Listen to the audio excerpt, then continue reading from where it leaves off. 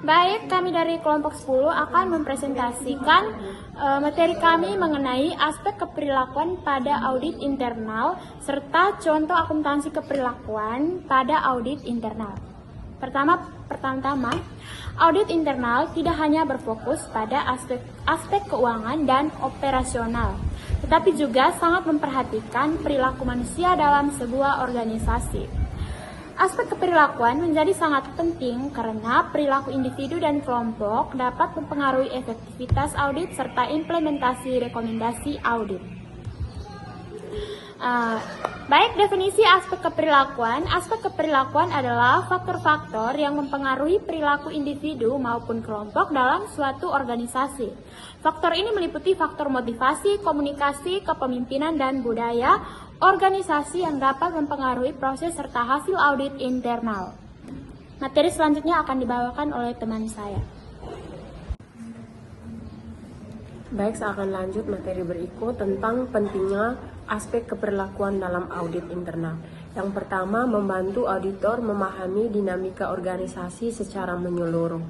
2. Mengidentifikasi potensi masalah yang tidak tampak dalam laporan keuangan. Yang ketiga, meningkatkan efektivitas rekomendasi audit agar dapat diterima dan dijalankan oleh audit. Yang keempat, mencegah resistensi dalam konflik selama proses audit. Baik, yang berikutnya itu faktor-faktor keperilakuan dalam audit internal. Yang pertama itu motivasi, dorongan individu untuk bekerja sesuai standar dan mencapai tujuan organisasi. Yang kedua itu ada komunikasi, proses penyampaian informasi antara auditor dan audit yang harus berjalan efektif agar tidak terjadi salah paham. Yang ketiga itu kepemimpinan, peran dan pengaruh pemimpin terhadap pelaksanaan audit, baik dalam mendukung auditor maupun audit. Yang keempat itu budaya organisasi, nilai, norma, dan kebiasaan yang berlaku di lingkungan kerja yang dapat mempengaruhi penerimaan dan pelaksanaan rekomendasi audit. Baik, materi yang berikutnya itu tentang audit internal terkait aspek keperilakuan. Di sini dibagi menjadi 4 bagian. Yang pertama itu resistensi terhadap perubahan, yaitu audit ini dia sering merasa terancam dengan adanya audit sehingga menolak perubahan yang diusulkan. Yang kedua itu konflik kepentingan, yaitu adanya kepentingan pribadi atau kelompok yang dapat mempengaruhi objektivitas audit. Yang ketiga itu kurangnya keterbukaan dari audite, yaitu audite ini dia tidak selalu memberikan informasi yang dibutuhkan secara lengkap dan jujur. Yang keempat itu adanya tekanan manajemen terhadap auditor, yaitu auditor ini bisa saja mendapatkan tekanan agar hasil audit itu sesuai dengan keinginan dari pihak tertentu. Contoh akuntansi keperilakuan pada audit internal. PT Membangun Bangsa adalah perusahaan kontraktor yang mendapat proyek pembangunan jalan raya di Surabaya. Proyek ini mengalami keterlambatan hingga pertengahan 2006, padahal seharusnya selesai akhir 2005. Manajemen meminta auditor internal melakukan audit atas keterlambatan ini. Temuan auditor internal yang pertama, banyak pekerja berhenti karena merasa penghasilan tidak sepadan dengan beban kerja.